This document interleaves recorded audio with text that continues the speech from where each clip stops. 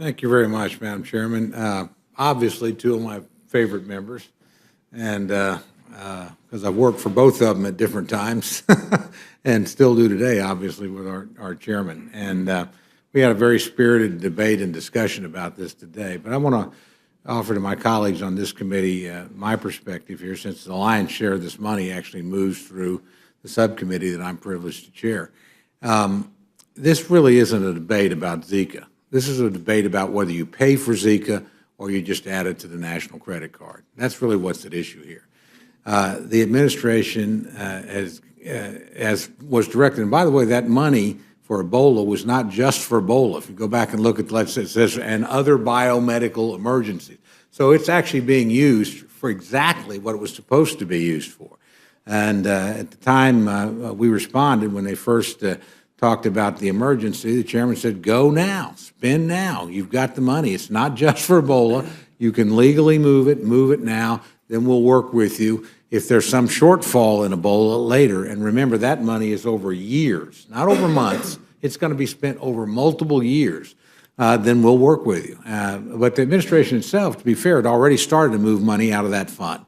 In its FY17 proposal, it moved $40 million out of there for, I think it was malaria suppression. That's fine. That may be a very worthy thing, but it suggests that, again, that this fund is there to be used for different things, not just for Ebola. So they eventually agreed, moved $600. This bill, again, is an additional $622 million. Actually, if you look at it, it will more than fund activities for this fiscal year. The portion of it that deals with NIH is vaccine development, which goes far into the future, probably take 18 months. But they're getting all the $230 million right now, begin that process. And they actually had told us they didn't need that money really until next year. But that's fine. Let's guarantee it and get going. So next, at the instructions of the chairman, we will bring up in June sometime, I assume, the Labor H bill. And in it, you will see hundreds of millions of dollars of additional money for the CDC so they can continue their mosquito suppression activity and working with other countries. So if you actually add up all of this, it really is pretty close to the administration's request. The only difference is it's all paid for. So I'd suggest a lot of this debate is about just not having to pay for it, just adding almost $2 billion to the national debt when we have the means to handle this, from what was done in the past on Ebola, what we're doing in this bill, and what, frankly, we'll do under regular order under the budget caps and with the allocation that we receive. We have the ability to do that. The jurisdiction, and again, I'm not responsible for all of this. Ms. Granger certainly has a substantial portion, but we do have, last year we spent about $163 billion in this area. In labor aid. So out of that 163, with part of it, frankly, coming, 600 million of it coming from money that was dealt with in Ebola, I can assure you, we can find the additional funds to do that. And we'll do it, frankly, while robustly funding the NIH and the CDC. Last year, working together in a bipartisan fashion, our committee, the president requested $1 billion more for NIH. We gave him $2 billion, doubled his request of new money. We gave him more money for the Center for Disease Control than he asked for in his original budget. I'll make so bold as to predict we will do that again. We will probably once again go above the president's request, something I know that we worked very hard on together and all believe in. So again, this is really not a debate about Zika. And I go back to a point that the chairman made and that I have had told me by both Dr. Frieden and Dr. Fauci, is there anything you haven't been able to do? No, we've been able to. Now, we would like to get these other pieces into place so we know going forward, and I don't blame them, but that's exactly what we're doing here. That's exactly what this bill does, and that's exactly what we'll do in our bill, in Labor H. So, I think this is a thoughtful approach. I think we're using the funds appropriately.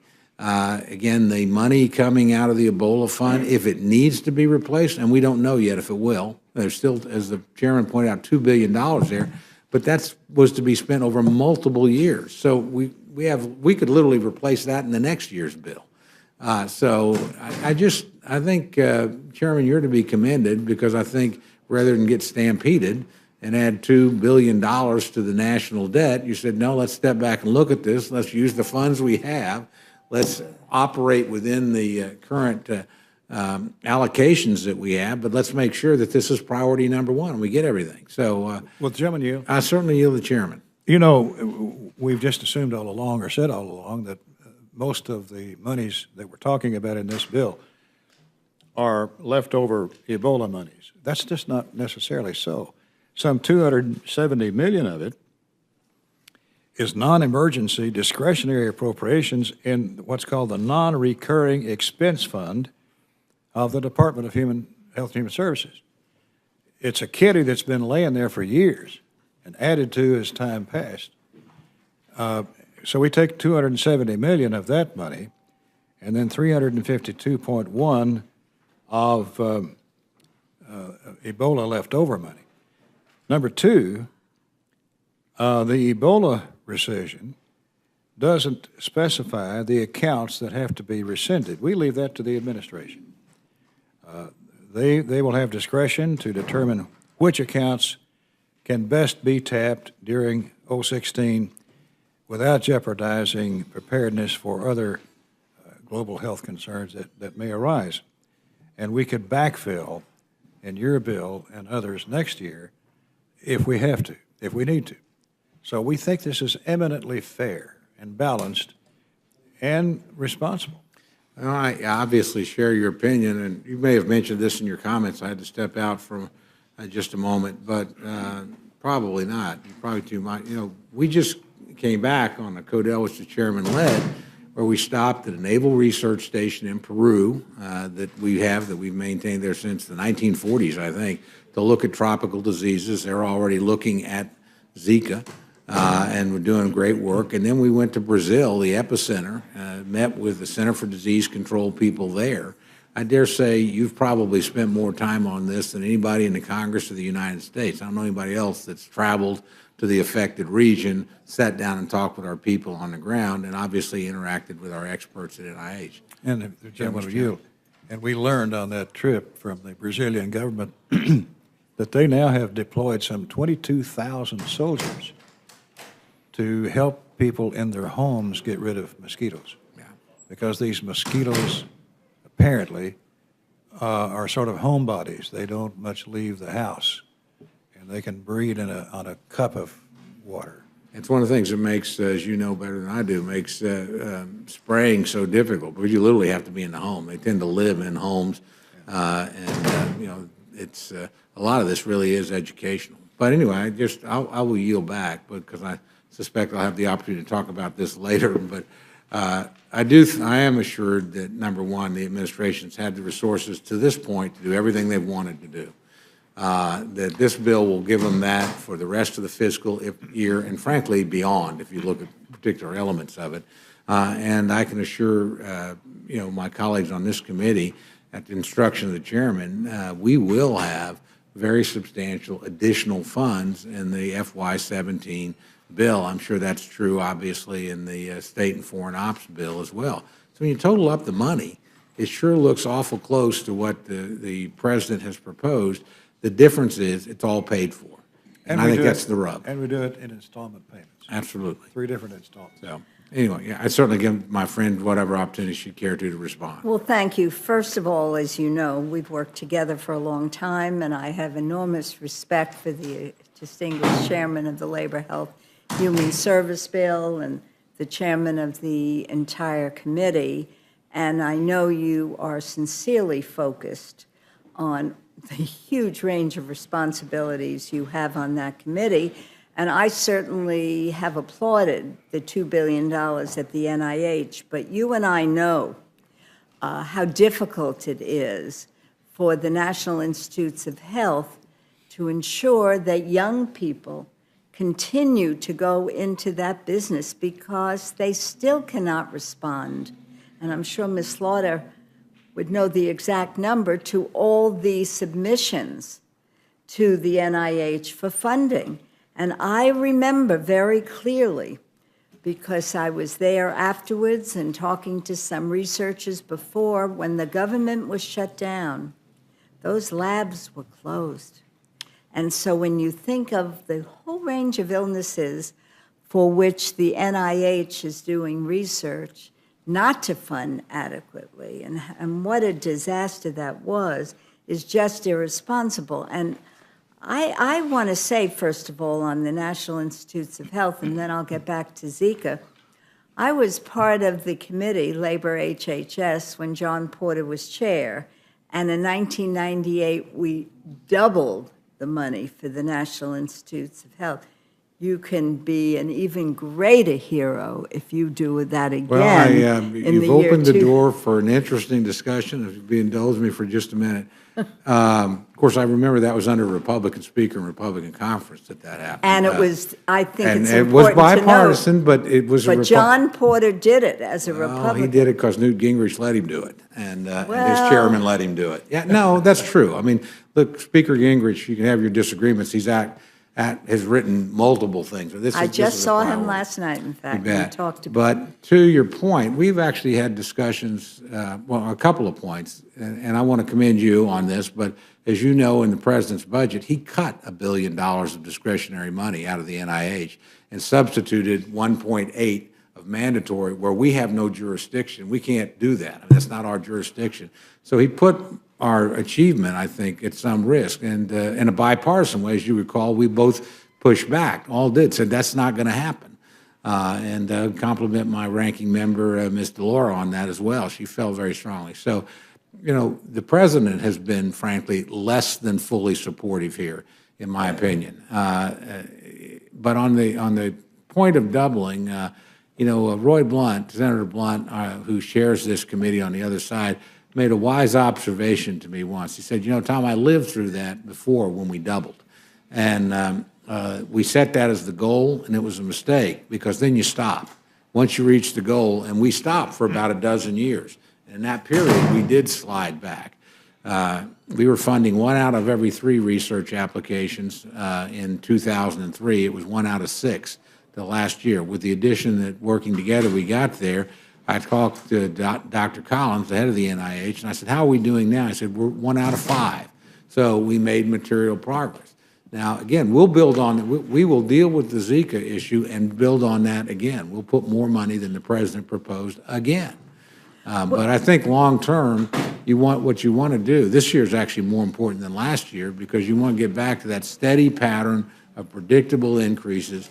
It's the classic appropriations process. All progress is incremental and cumulative. That's the way approach works, and when it works well. And then you can control it and keep an eye on it. So the commitment I'll make to you is, at least in our bill, we'll continue that process. I'm not sure at what number yet, but it will be well above the president's number, and it will all be discretionary spending that we can put in the base and control. It won't be mandatory that we depend on for somebody else that might or might not provide.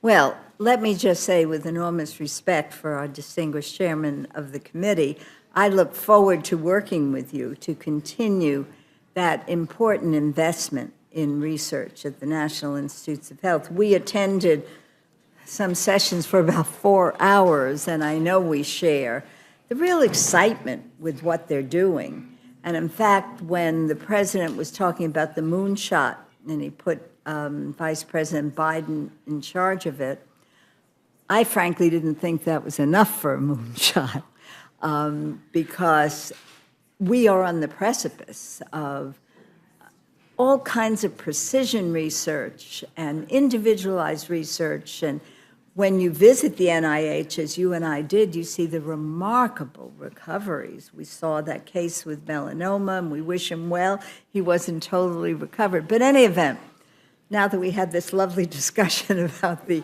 NIH, but it's all related. And the reason I say that, you and I are committed, whether it's doubling or another 2 or maybe 3, however much we can figure out, because we are so committed to the NIH.